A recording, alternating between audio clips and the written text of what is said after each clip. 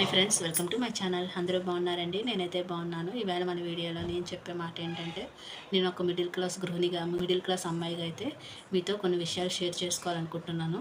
ఇది ఒక వీడియోలో చెప్పే మాటలు కాదండి, కొన్ని వీడియోలు చేయాలనుకుంటున్నాను. ఎందుకంటే ఒక మిడిల్ క్లాస్లో బాగుపడాలన్నా పాడైపోవాలన్నా కొన్ని కారణాలు ఉంటాయండి. అందులో మహిళల పాత్ర చాలా ముఖ్యమండి. ఎందుకంటే నేను మిడిల్ క్లాస్ అమ్మాయిగా నేను ఎదుర్కొన్న సమస్యల పరిష్కారం ఎలా చేసుకున్నాను అన్నది వీడియోస్లో చెప్పాలనుకుంటున్నాను. అలాగే మిడిల్ క్లాస్లో ఉన్న గృహిణులైన వాళ్ళు కొన్ని పద్ధతులు ఎలా మార్చుకోవాలి, మనం మిడిల్ క్లాసే కదా అని బాధపడుతుండే వాళ్ళు కూడా ఈ వీడియో ఉపయోగపడుతుందండి.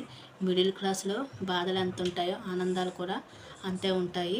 అయితే మనం మిడిల్ క్లాస్ అని బాధపడుతూ ఉండే వాళ్ళకి ఇలాంటి వీడియోస్ ఉపయోగపడతాయని నేను వీడియోస్ అయితే చేస్తున్నానండి. అంటే ఇది మిడిల్ క్లాస్ అంటే ప్రైవేట్ ఉద్యోగాలు ఉండి 20,000, 15,000, 30,000 అంతలోపు తెచ్చుకునే వాళ్ళ గురించి అయితే నేను వీడియోస్ పెడుతున్నాను. ఎందుకంటే నాది అదే పరిస్థితి. నేను కూడా ఎలాగైతే బాధ లేకుండా హ్యాపీగా లైఫ్ లీడ్ చేస్తున్నాను అన్నది మీతో షేర్ చేసుకుంటానండి. అయితే ఈ విషయం నేను ఎందుకు ఇలాగా మీతో షేర్ చేసుకుంటున్నానంటే, ఎవరికైనా నా వీడియోస్ వల్ల ఎవరైనా ఉపయోగం కలుగుతుందని, ఎవరైనా మార్చుకోవాల్సి ఉంటే మార్చుకుంటారని వీడియోస్ అయితే పెట్టాలనుకుంటున్నానండి. ఎందుకు మిడిల్ క్లాస్ మీద అంటే, మనం ఎవరికి చెప్పుకోలేమండి కొన్ని విషయాలు.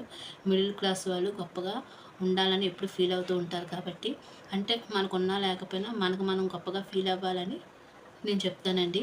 ఎందుకంటే మన వల్లే మొత్తం మిడిల్ క్లాస్ వల్లే మొత్తం వ్యవస్థ నడుస్తుందని నేను నమ్ముతాను. ఎందుకంటే ఉన్నవాడు సంగతి పక్కన పెడితే, మధ్యలో కనుక పక్కన పెడితే మనకి కోరికలు ఎక్కువే, ఆశయాలు ఎక్కువే, కానీ మనం అక్కడే ఉండిపోతున్నాము.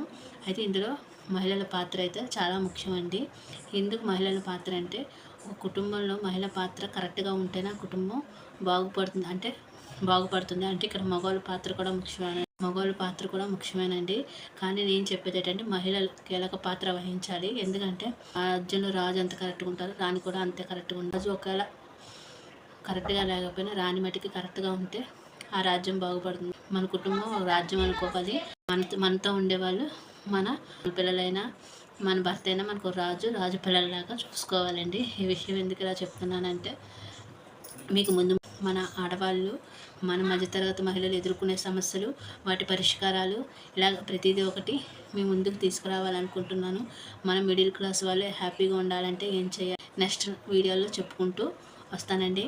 నా వీడియోస్ కానీ నచ్చితే మట్టికి లైక్ చేయండి, షేర్ చేయండి, సబ్స్క్రైబ్ చేసుకోండి.